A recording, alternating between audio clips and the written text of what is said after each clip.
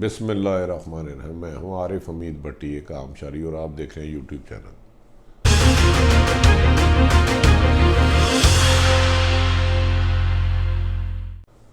ناظرین، پاکستان میں اس وقت سیاست پروپیگنڈا پہ زیادہ چل رہی ہے۔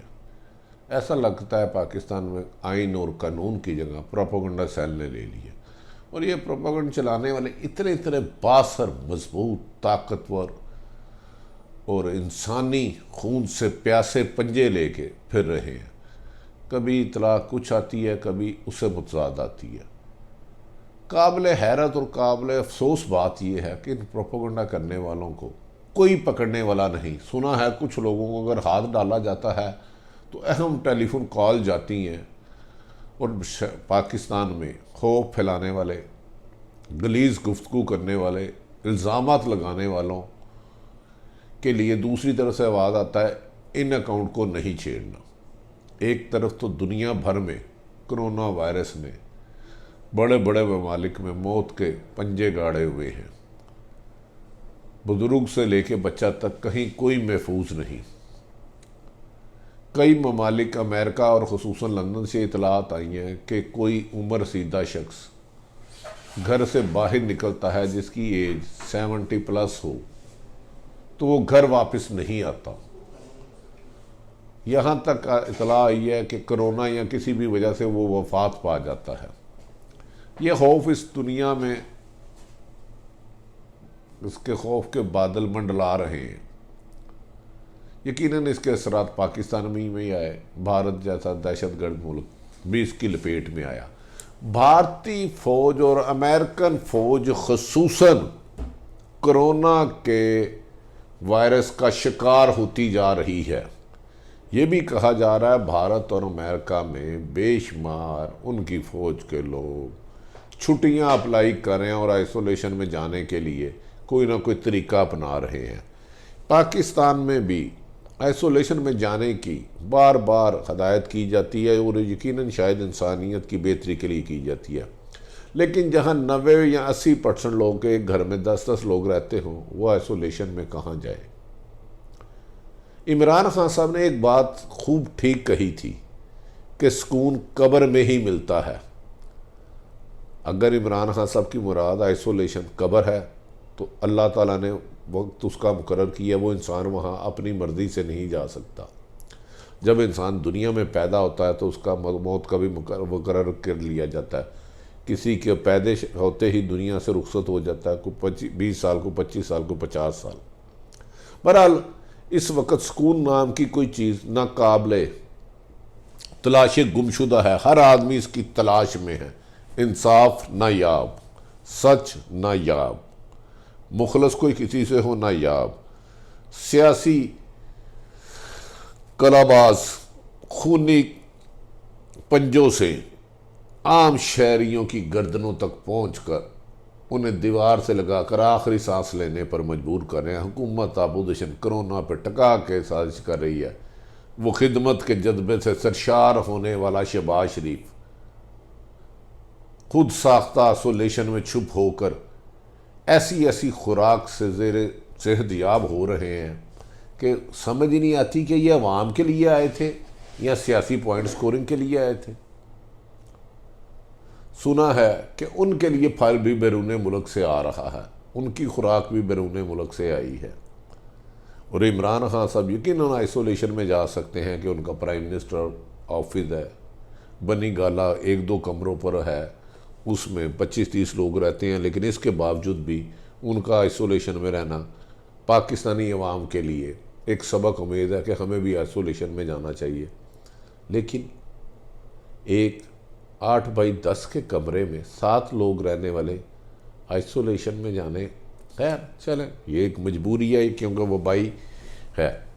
ناظرین، چین نے ایک پریڈکشن کی ہے کہ پاکستان میں آنے والے وقت میں 1 کروڑ لوگ مزید بے روزگار ہوں گے۔ 60-70 لاکھ کے قریب لوگ بے روزگار ہو چکے ہیں۔ اس میں مختلف آ رہی ہے، کوئی کہہ رہا ہے 10 لاکھ ہو گئے ہیں، کوئی کہہ رہا ہے 15 لاکھ ہو گئے ہیں۔ لیکن بے روزگار ہو نہ ہو، 80% لوگوں کے گھر میں راشن کی قلت واضح ہو چکی ہے۔ 70-80% لوگ ان حالات میں دکانوں کا کرایہ، گھروں کے بجلی، گیس، پانی کے بل دینے کے قابل نہیں رہے، اور تیسری طرف اس بے بس، لاچار، بھوکی، ترسی ہوئی روٹیوں کو 90% پاپولیشن پہ ٹائیگر فورس کو بھیج دیا گیا کہ ان کا شکار کر کے اپنی بھوک مٹائیں۔ ٹائیگر فورس اس کا کوئی میرٹ نہیں ہے۔ اس کی ایجوکیشن کیا ہوگی کوئی نہیں پتا، اس کی ٹریننگ کیا ہوگی کوئی نہیں پتا، یہ پیسے کیسے تقسیم کریں گے، ان کی اپنی کریڈیبلٹی کیا ہے۔ کیا ٹائیگر فورس میں بھرتی ہونے والا بندہ اگر لاکھوں کروڑوں کی لے کے رقم آپ ادھر ادھر ہو جاتا ہے تو کیسے ہوگا؟ اس کا مطلب ہے جو صاحب علم لوگ یہ کہہ رہے تھے جیسے ہی یہ وبا چین میں آئی تھی تو پاکستان اگر احتیاطی تدابیر کرتا تو اس سے بچنا تو خیر نہیں ہو سکتا تھا، لیکن نقصان کم ہو سکتا تھا۔ حکمرانوں کی بے حسی نے عوام کو بے بس کر دیا ہے۔ اب اللہ ہی اس قوم پر رحم کرے، کرم کرے اور اس کی مدد کرے اور اس کو اس مشکلات سے نکالے، وہی حل ہے۔ ناظرین، سوشل میڈیا پہ 2-3 روز سے ہو رہا ہے کہ جی فلاں اہم ترین شخصیت نے ریزائن بھیج دیا پریزیڈنٹ کو، اسمبلی توڑنے کا سوچ رہا ہے۔ یہ ساری باتیں غلط ہیں، یہ بلیک میل کرنے کے لیے کی جا رہی ہیں اور ایک سوچی سمجھی سازش کے تحت پھیلائی جا رہی ہیں، کیونکہ موجودہ حکومت کو پتہ ہے کہ ملک کھائی میں گر چکا ہے۔ ایک طرف کرونا نے انسانی جسمان کو چاروں طرف سے قابو کیا اور سانس لینے کی ہمت نہیں۔ اگر کسی چور دروازے کرونے کی وبا سے نکلتا ہے تو بھوکا سیب اس کو کھانے کے لیے تیار ہے۔ عمران خان بات یہ سمجھ چکے ہیں کہ اس موقع پر نہ ان کے خلافت میں اعتماد آئے گا، نہ ان کی حکومت جا سکتی ہے، تو ان کے گماشتے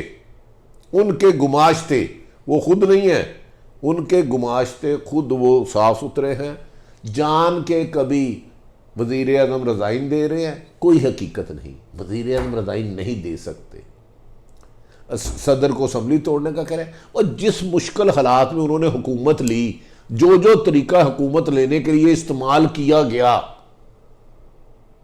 یہ سب کو پتا ہے، ایک کڑوا سچ ہے، اس کو میں سچ پورا نہیں کہوں گا کیونکہ پاکستان میں سچ واجب القتل ہے۔